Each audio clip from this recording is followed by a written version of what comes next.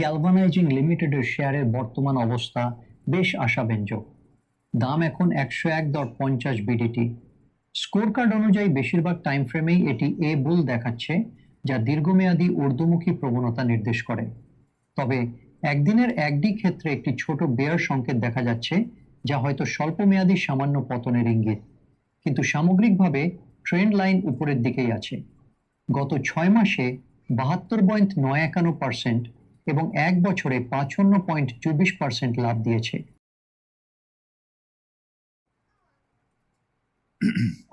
আচ্ছা, ট্রেডিংটা কিন্তু আসলে খুব জটিল কিছু না।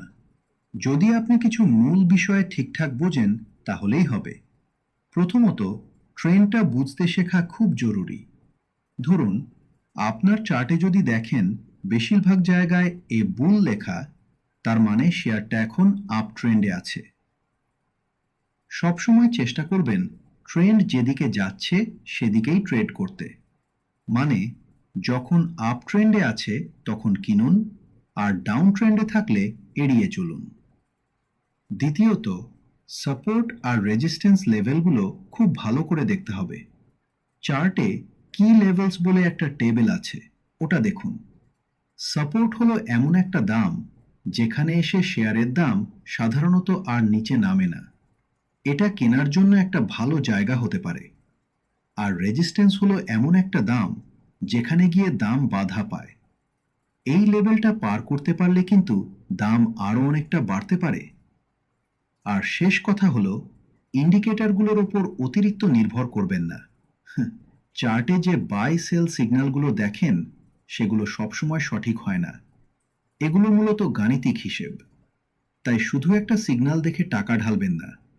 প্রাইস অ্যাকশন আর কোম্পানির খবরও নজরে রাখবেন। এটাই স্মার্ট ট্রেডিং।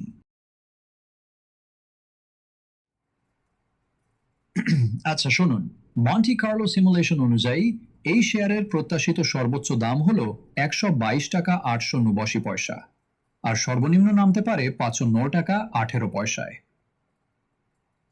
দিকটা বুলিশ দেখাচ্ছে, মানে বাড়ার সম্ভাবনা বেশি। কি লেভেলগুলো দেখলে প্রিভিয়াস ডে হাই ছিল 103.60 টাকা, এর উপরে থাকলে আরও শক্তিশালী হবে। প্রিভিয়াস ডে লো 96.50 টাকা, এটা একটা তাৎক্ষণিক সাপোর্ট। আর প্রিভিয়াস উইক হাই 101.50 টাকা, আমরা এখন এর কাছাকাছিই আছি।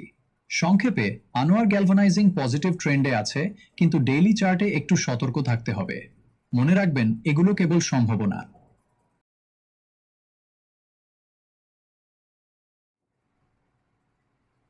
আচ্ছা, তাহলে এই চার্টটা মূলত আমাদের দেখাচ্ছে যে বছরের কোন সময়টায় শেয়ারের দাম বাড়ে বা কমে।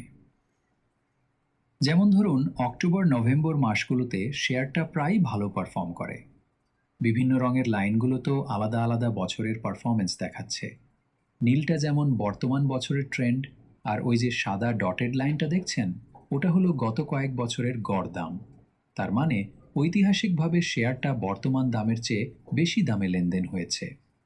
এখন যেহেতু বর্তমান দাম গড়ের চেয়ে নিচে, টেকনিক্যালি এটা কেনার ভালো সময় হতে পারে।